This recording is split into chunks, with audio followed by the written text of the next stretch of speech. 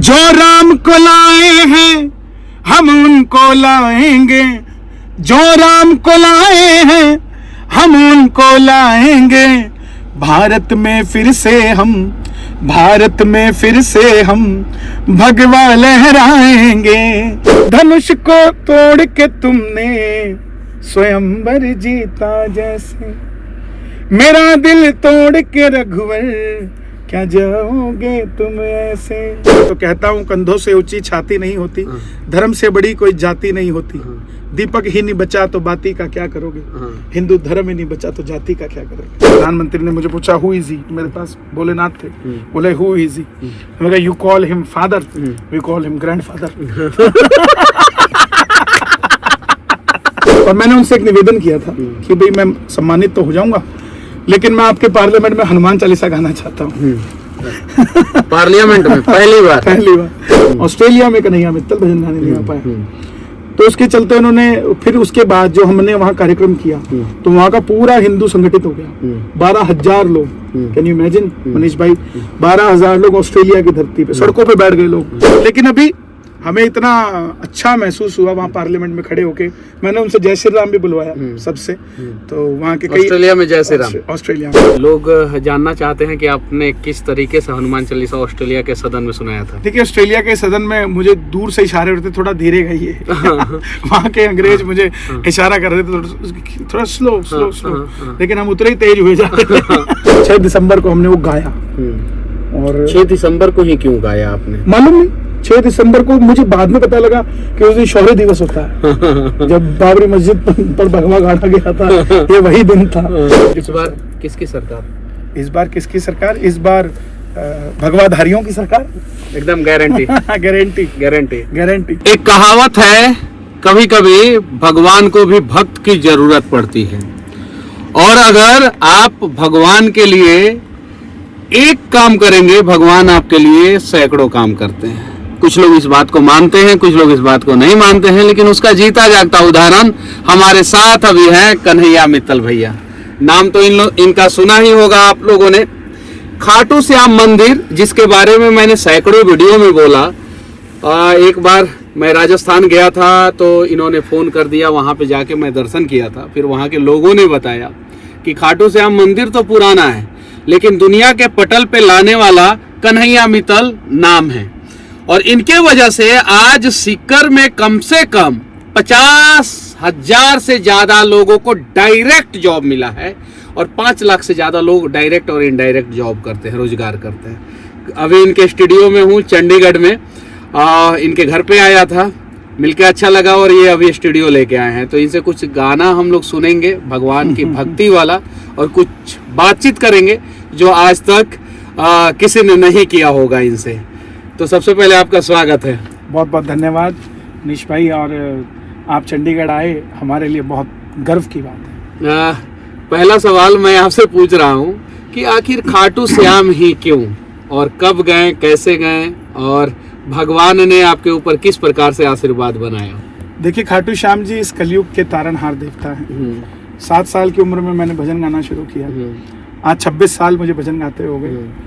उस समय सोचता था कि जिस देवता को मैं मानता हूँ उस देवता को दुनिया माने, क्योंकि जो उनकी शक्ति है वो दुनिया तक पहुँचनी चाहिए, वो धाम का चमत्कार दुनिया तक पहुँचना चाहिए। उसी के चलते हमने बाबा का प्रचार करना शुरू किया चंडीगढ़ में। करते करते चंडीगढ़ से बाहर निकलने लगे। आज भी यही मकसद है कि मैं पहुँचूँ ना पहुँचूँ, मेरा बाबा पहुँच जाए, लोगों का काम बनाए। क्योंकि धरती पर एकमात्र सनातन धर्म में एक मंदिर ऐसा है जिसके बाहर लिखा है हारे का सहारा बाबा श्याम हमारा। पहले 3 शब्दों में हारे का सहारा, आदमी अपना दुख भूल जाता है, और फिर बाकी के 3 शब्दों में उसे अपना कोई मिल जाता है, जिसे वो बाबा श्याम हमारा कहता है। और मुझे लगता है कि बिहार और उत्तर प्रदेश के लोग जो इस धाम से वंचित थे, अब काफ़ी तादाद में खाटू श्याम जी आ रहे हैं। मैं उनका दिल की गहराइयों से धन्यवाद करता हूँ। मैं कुछ परियोजना में हूँ कि जो भी वहाँ पर आए तो उसको व्यवस्था मिल सके उचित, तो उसी के लिए कुछ करने जा रहा हूँ। भगवान साथ देंगे तो करेंगे। भगवान आपके साथ हैं तभी तो कन्हैया मित्तल आज पूरे भारत में भजन गाने वालों में से नंबर 1 है। हालांकि बहुत सारे गायकों का ये सपना होता होगा कि कन्हैया मित्तल जिस मुकाम पे पहुंचे उस मुकाम पे पहुंचे, लेकिन इन्होंने सिर्फ भजन गा के इस मुकाम पे ये पहुंच गए। योगी जी के साथ मंच साझा करना, मोदी जी के साथ मंच साझा करना, देश के अनेकों बड़े नेताओं के साथ मंच साझा करना। एक गाना है आपका जो राम को लाए हैं हम उनको लाएंगे, ये आइडिया आपके दिमाग में कब आया? देखिए, ये मेरा मानना है हुई है वही जो राम रची राखा। 2021 में मुझे याद है 6 दिसंबर को मेरा छत्तीसगढ़ में कार्यक्रम था और मैं रायपुर में राम जी का बहुत बड़ा मंदिर बना है एयरपोर्ट से निकलते ही। तो किसी ने कहा कि वहाँ दर्शन करते हुए चलते हैं। मैं ठीक है चलो, दर्शन किया और देखिए मुझे नहीं पता था, सब कुछ राम जी ने रचा। दर्शन किया तो मंदिर के बाहर कुछ लोग बात कर रहे थे चाय पे, देखो हम राम जी को ले आए। चाय वाला बोला देखो हम राम जी को ले आए। तो बगल वाले ने कहा तुम अकेले थोड़ा ना लाए, यहाँ के लोग, यहाँ के नेता भी तो लेकर आए, लोग भी तो लेकर आए। तो मेरे मन में कहा जब यहाँ ऐसे नेता हो सकते हैं जो राम जी को ला सकते हैं, तो पूरे देश में ऐसे नेताओं को लोगों तक पहुँचाना चाहिए और उनकी चर्चा करनी चाहिए। क्योंकि नेता कहीं ना कहीं भगवान से जुड़ा हुआ होता है। नेता को सिर्फ नेता के नजरिए से नहीं देखना चाहिए। एक डॉक्टर मंदिर में जाता है तो कहते हैं पहली बार कोई व्यक्ति जो है नेता को जो है इतना अच्छा सम्मान दे रहा है। अक्सर लोग जो है नेताओं के बारे में गलत ही बातें करते हैं, वो उनका एक्सपीरियंस होता होगा। लेकिन मैं ये मानता हूँ कि जब तक हम अच्छा सोचेंगे नहीं तो हमें अच्छा मिलेगा नहीं। हम सोचेंगे बुरा तो हमें बुरा ही मिलेगा। एक पौधा अगर हम लगाएंगे धरती पर और ये नेगेटिविटी के साथ लगाएंगे, उसको जितना मर्जी पानी दे दो, लेकिन वो लगा नेगेटिविटी के साथ है, कभी बड़ा नहीं होगा। इसीलिए आप भी जब किसी के लिए पॉजिटिव सोचते हो तो अपने आप वो पॉजिटिव चीजें होती जाती हैं। तो वहाँ लोग कह रहे कि यहाँ के नेता भी तो लगे राम जी को लाने के लिए, और कुदरती वहां पर योगी जी का तस्वीर लगा था। तो मैंने कहा फिर जो राम को लाए हैं हम उनको लाएंगे। और वहां पर भगवे ही भगवे झंडे थे। तो मैंने कहा भारत में फिर से हम भगवा लहराएंगे। अच्छा, उसी समय यूपी का इलेक्शन चल रहा था।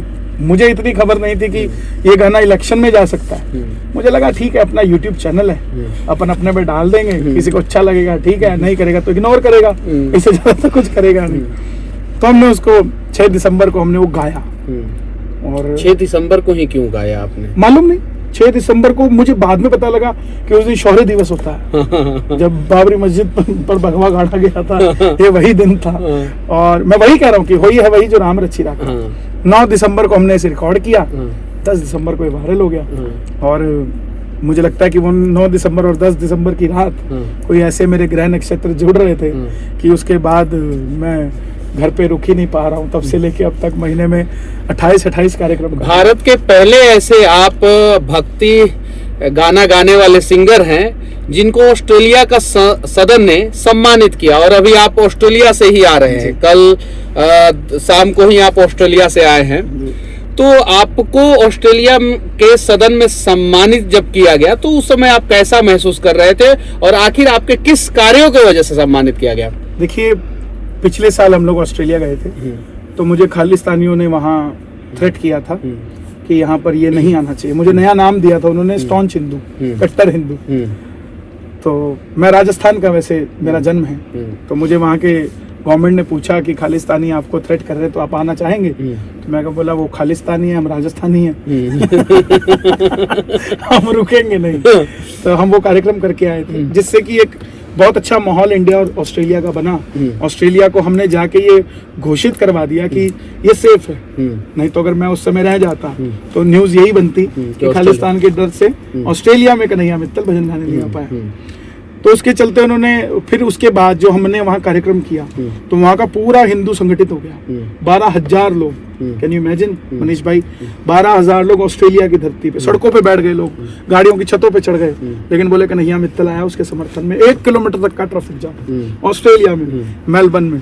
तो वो कार्यक्रम हुआ। तब से मुझे कॉल्स आ रही थी कि आपने ऑस्ट्रेलिया दोबारा आना है, तो आपको यहाँ के एमपीज जो हैं वो आपको सम्मानित करना चाहते हैं। तो मिस्टर मैथ्यू जो भी आने वाले लिबरल पार्टी में सीएम का चेहरा होंगे वहाँ के, उन्होंने सदन में मुझे वो सम्मानित किया है। और मुझे ऐसा था, और मैंने उनसे एक निवेदन किया था कि भाई मैं सम्मानित तो हो जाऊंगा, लेकिन मैं आपके पार्लियामेंट में हनुमान चालीसा गाना चाहता हूँ। पार्लियामेंट में पहली बार तो उन्होंने कहा ऐसा क्यों?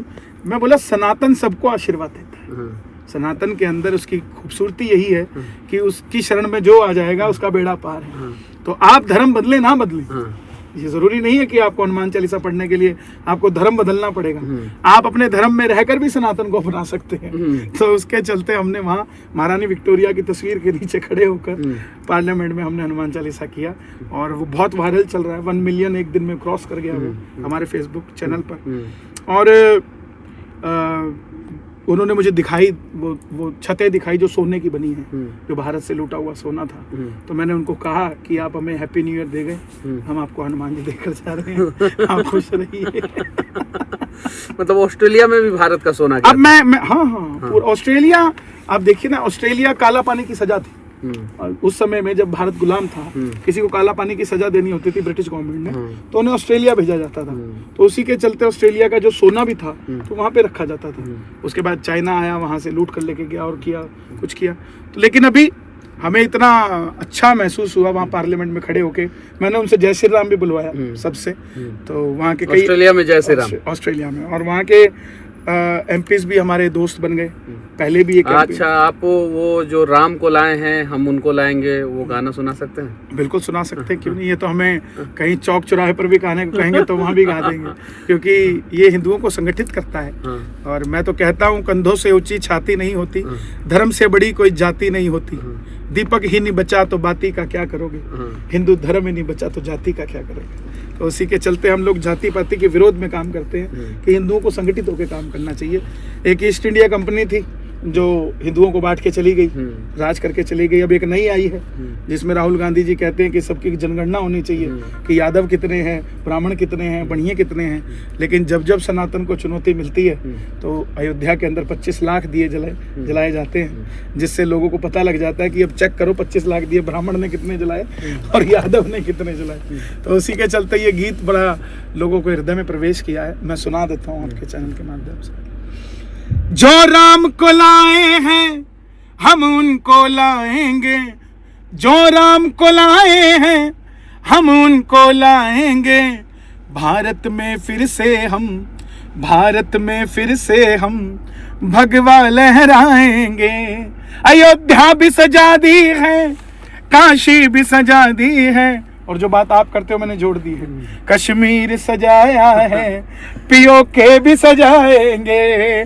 जो राम को लाए हैं हम उनको लाएंगे। ऊपर से नहीं है राम, अंदर से राम के हैं, बस इसीलिए हम तो बंदे कमाल के हैं, बस इसीलिए हम तो बंदे कमाल के हैं। फेसबुक पर लिख देंगे, ट्विटर पे लिख देंगे, फेसबुक पर लिख देंगे, हम ट्विटर पे लिख देंगे, हम कट्टर हिंदू हैं, हर जगह पे लिख देंगे, हम कट्टर हिंदू हैं, इंस्टाग्राम पे लिख देंगे। जी। ऑस्ट्रेलिया में आपने हनुमान चालीसा सुनाया था, लोग जानना चाहते हैं कि आपने किस तरीके से हनुमान चालीसा ऑस्ट्रेलिया के सदन में सुनाया था। देखिए, ऑस्ट्रेलिया के सदन में मुझे दूर से इशारे होते, थोड़ा धीरे गाइए। वहाँ के अंग्रेज मुझे इशारा कर रहे थे थोड़ा स्लो, लेकिन हम उतने ही तेज हुए जा रहे थे क्योंकि मुझे पता था ये मौका पता नहीं दोबारा कब मिलेगा कब नहीं मिलेगा। तो एक बार हम युगांडा भी गए, पिछले साल हम युगांडा गए, वहाँ के पीएम से मुझे मिलने का मौका मिला। तो हम यहाँ शंकर भगवान को बाबा कहते हैं, दादा कहते हैं हमारे यहाँ। तो उनके गए तो उनके पीछे वो जीसस रखे थे। तो उन्होंने, प्रधानमंत्री ने मुझे पूछा हु इज ही, मेरे पास भोलेनाथ थे, बोले हु इज ही, मैं कहा you call him father, we call him grandfather. तो ये हम किसी का वो नहीं कर रहे हैं, किसी का मजाक नहीं उड़ा रहे हैं, हम अपनी सच्चाई बता रहे हैं कि हमारे पास अथाह संपत्ति है, सनातनियों के पास अथाह संपत्ति है, बस आंखें खोलकर उसको देखने की। तो वो हनुमान चालीसा थोड़ा सुना दीजिए आप। वो हनुमान चालीसा हमने जिस तरीके से हम गाते हैं उसी तरीके से हमने पूरा हनुमान चालीसा उसमें गाया। देश के सभी लोगों से, सभी सनातनियों से कहना चाहता हूँ कि आपको हनुमान चालीसा, गायत्री मंत्र, ये सब चीजें याद रहना चाहिए। और अच्छा लगा आपसे मिलके, और फिर आप दिल्ली आए या बिहार आए, आपका स्वागत है। और एक बार तो आपको हम लोग बिहार लेके जरूर चलेंगे। ये मेरा सौभाग्य होगा कि राम जी के ससुराल में हमें जाने का मौका मिलेगा। और सिर्फ एक बिहार ही ऐसी जगह है जो राम जी का भी कान पकड़ के काम करवा सकती है। और राम जी को हमारे यहाँ मिथिला में जो है वो प्यार से गाली दिया जाता है। हाँ, प्यार से वहाँ पे होता भी है शादी ब्याह के समय। महसूस करता हूँ, मैंने अभी सीता माता के लिए गीत गाया था।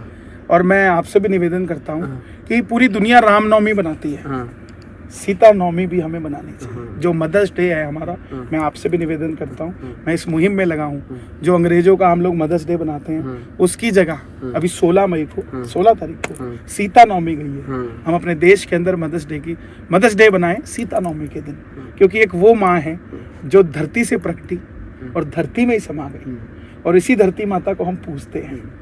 वो सीता जो धरती से प्रकटी, शादी हुई तो वनवास में चली गई, वनवास से वापस आई तो फिर दूसरे वनवास में चली गई, उसको तो कभी महल मिला ही नहीं, कभी नहीं। अब अयोध्या में जाके उसको दोबारा से महल मिलने जा रहा है। तो सिर्फ राम नवमी नहीं, हमें सीता नवमी भी बनानी है।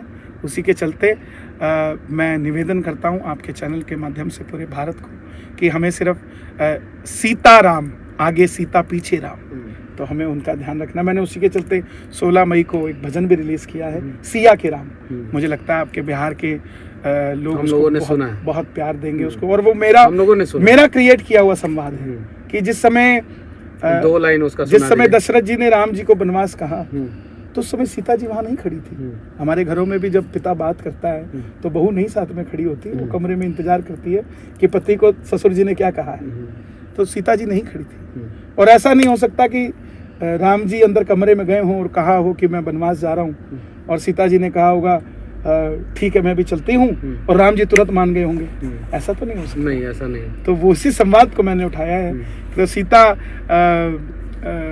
सीता हाथ जोड़कर कह रही है, धनुष को तोड़ के तुमने स्वयंवर जीता जैसे, मेरा दिल तोड़ के रघुवर क्या जाओगे तुम ऐसे, चाहे दासी बना कर ले जाओ, चरणों से लगा कर ले जाओ, कैसे भी कर कर ले जाओ,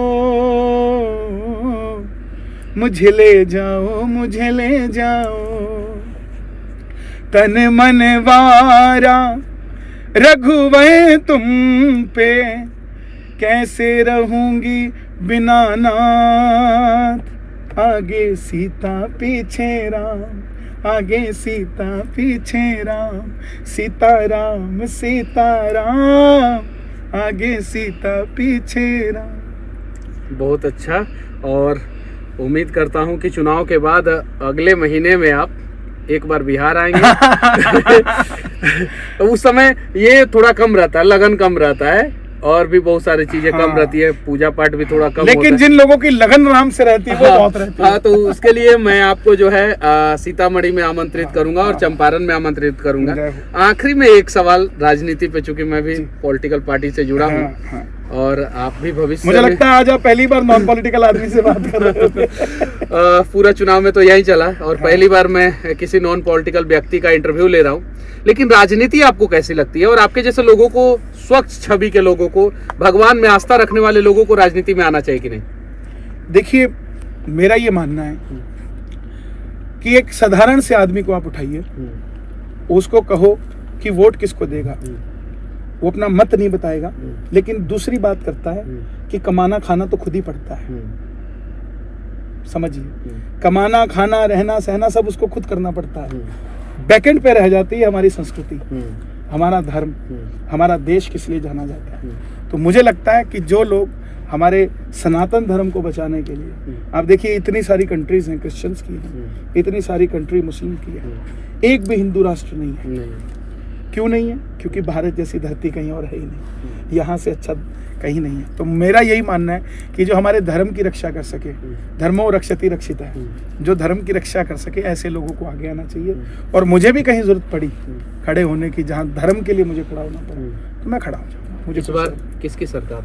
इस बार किसकी सरकार? इस बार भगवाधारियों की सरकार, एकदम गारंटी। Guarantee guarantee. गारंटी। चलिए, तो राहुल बाबा आपको पता चल ही गया होगा कि इस बार भगवाधारियों की सरकार आने वाली है और ज्यादा राजनीतिक बातें हम लोग नहीं करेंगे। भविष्य में हम लोग कन्हैया मित्तल जैसे लोगों को राजनीति में जरूर देखेंगे। बाकी हमारा ये प्रयास और इनकी ये बातें और इनका गाना ऑस्ट्रेलिया में, इनका सम्मान, हनुमान चालीसा ऑस्ट्रेलिया के सदन में, और युगांडा के पीएम को आपके फादर है और हमारे ये ग्रैंड फादर हैं। ये सारी बातें जो है कैसी लगी कमेंट करके जरूर बताना, और कन्हैया मित्तल जैसे लोगों को सपोर्ट करना, क्योंकि ऐसे लोग जो है साफ सुथरा गाना गाते हैं और साथ ही साथ भक्ति गाना गाते हैं। ऐसे लोगों की ज़रूरत है हमारे समाज को, हमारे देश को। जय हिंद।